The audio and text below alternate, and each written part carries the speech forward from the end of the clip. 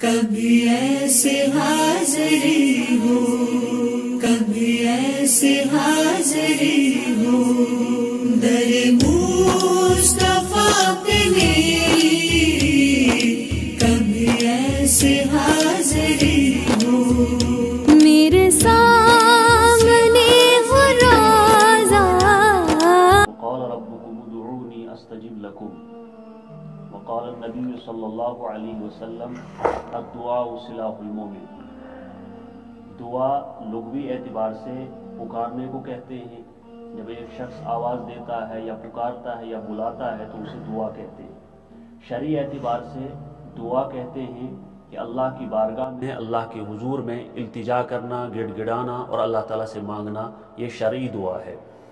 دعا ہر انسان کی ضرورت ہے، اور ضرورت کے ساتھ ساتھ یہ ایک بہت بڑی عبادت بھی ہے، چونکہ انسان دنیا میں آ کر طرح طرح کے مشکلات، مصائب اور پریشانیوں کا شکار ہو جاتا ہے۔ تو ان پریشانیوں اور مصائب سے نکلنے کے لیے اللہ تبارک و تعالیٰ نے ایک مسلمان کو اور ایک مومن کو دعا ایک ہتھیار دے دی ہے، جس سے وہ ان مصائب اور مشکلات سے نکلتا ہے۔ جہاں وہ ان پریشانیوں سے نکلنے کے لیے دنیاوی اسباب اختیار کرتا ہے، وہیں ساتھ ساتھ بلکہ اہم تر چیز جو ہے وہ دعا ہے، ان سے نکلنے کا باعث ہے۔ دعا شریعت میں بہت بڑی عبادت ہے، جیسا کہ ابھی آپ کے سامنے یہ بیان ہو چکا کہ دعا عبادات میں سے عبادات کی روح ہے، مغز ہے۔ لیکن ہماری بدقسمتی یہ ہے کہ ہم نے اس عبادت کو چھوڑ دیا ہے، اور ہم اس عبادت کو سرے سے بھول چکے ہیں، یا پھر ہم اس کے آداب اور اس کی جو شرائط ہیں یا اس کے جو ارکان ہیں ان کی رعایت نہ کرتے ہوئے اس بڑی عبادت سے محروم ہو جاتے ہیں۔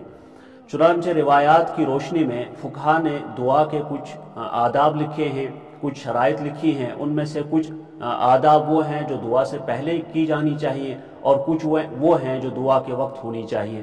مثلا جب دعا کا ارادہ ہو، اللہ تعالیٰ کے سامنے گڑ گڑانے کا ارادہ ہو، تو اس سے پہلے کوئی نیکی کر لینی چاہیے، کوئی صدقہ کر لینا چاہیے، کوئی اچھا کام کر لینا چاہے، تاکہ پھر انسان دعا میں شامل ہو جائے۔ اسی طرح سے ہمارا جو رزق ہوتا ہے، جو چیزیں ہم کھاتے ہیں یا جو چیزیں پہنتے ہیں اور جن چیزوں کا استعمال کرتے ہیں، وہ پاک، صاف اور حلال ہونی چاہیے۔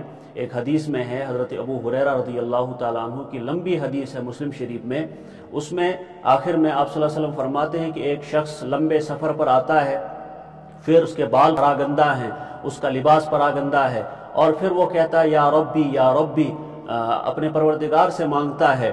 لیکن آپ صلی اللہ علیہ وسلم آگے فرماتے ہیں کہ اس کا کھانا مطعمہ حرام و مشربہ حرام و ملبسہ حرام و غذی بالحرام، اس کا کھانا، اس کا پینا، اس کا لباس اور اس کی غذا ساری حرام ہے، فَأَنَّا يُسْتَجَابُ لَهُ، تو اس کی دعا کہاں سے قبول ہوگی؟ آج کل ہم دعائیں کرتے ہیں لیکن قبول نہیں ہوتی ہیں، تو اس کے پیچھے ایک وجہ یہ بھی ہوتی ہے۔ تو یہ تو دعا سے پہلے ان تمام چیزوں کی رعایت کرنی ہے، اور جب ہم دعا مانگنے کے لیے بیٹھ جائیں تو سب سے پہلی چیز ہمارے دل میں یقین ہونا چاہیے کہ جو دعا ہم کرتے ہیں اللہ تعالیٰ ضرور اس دعا کو قبول کریں گے، ہمارا یقین ہونا چاہیے۔ پھر ساتھ ساتھ میں قبلے کی طرف ہم اپنا رخ کریں، پھر دونوں ہاتھوں کو عاجزی اور انکساری کے ساتھ اٹھائیں۔ فقہا نے لکھا ہے کہ کندھوں تک اپنے ہاتھوں کو اٹھائے اور دونوں ہاتھوں کی انگلیاں ملی ہوئی ہونی چاہیے، اور پھر اللہ تعالیٰ سے جو اپنی ضرورت ہے، جو اپنی حاجت ہے، جو شرعی ہو یا دنیاوی ضرورت ہو، اس کو مانگیں۔ کوئی ایسی چیز نہ مانگیں جو حرام ہے شرعاً یا دنیاوی اعتبار سے جو محال ہے، اس چیز کو نہ مانگیں، اور پھر اخلاص اور للہیت کے ساتھ دعا مانگنی چاہیے۔ اسی طرح سے جب دعا ہم مانگیں، احادیث میں آیا ہے، حضرت عمر رضی اللہ تعالیٰ عنہ کی روایت بھی ہے کہ شروع اور آخر میں حمد و ثنا اور درود پاک پڑھ لینا چاہیے، اور یہ بات طے ہے کہ جب انسان درود پڑھتا ہے تو وہ درود قبول ہو جاتی ہے اللہ کی بارگاہ میں۔ تو پھر اللہ تعالیٰ کی ذات سے یہ بعید ہے کہ وہ اول اور آخر والی چیز کو تو قبول کرے اور بیچ والی چیز کو قبول نہ کرے۔ تو اگر ہم چاہتے ہیں کہ ہماری دعائیں قبول ہونی چاہیے تو اس کے شروع میں اور آخر میں اللہ تعالیٰ کی تعریف، اور پھر درود، اور آخر میں بھی درود پڑھے، کوئی بھی درود جو آپ کو یاد ہو۔ اسی طرح سے حضرت عمر رضی اللہ عنہ فرماتے ہیں کہ اگر انسان اور مومن درود نہیں پڑھتا ہے دعا کے شروع میں یا آخر میں تو اس کی دعا معلق رہتی ہے آسمان کے بیچ میں، انہیں قبول نہیں ہوتی ہے۔ تو اس طرح سے یہ کچھ آداب ہیں جن کی رعایت اگر ہم کریں گے اور دعا ہماری قبول ہو جائے گی۔ لیکن اگر یہ رعایت ہم نے نہ کی، مثلا کسی شخص کو ان تمام چیزوں کی رعایت کرنی نہیں آتی ہے، تو تب بھی دعائیں نہیں چھوڑنی چاہیے، دعا کرتے رہیں۔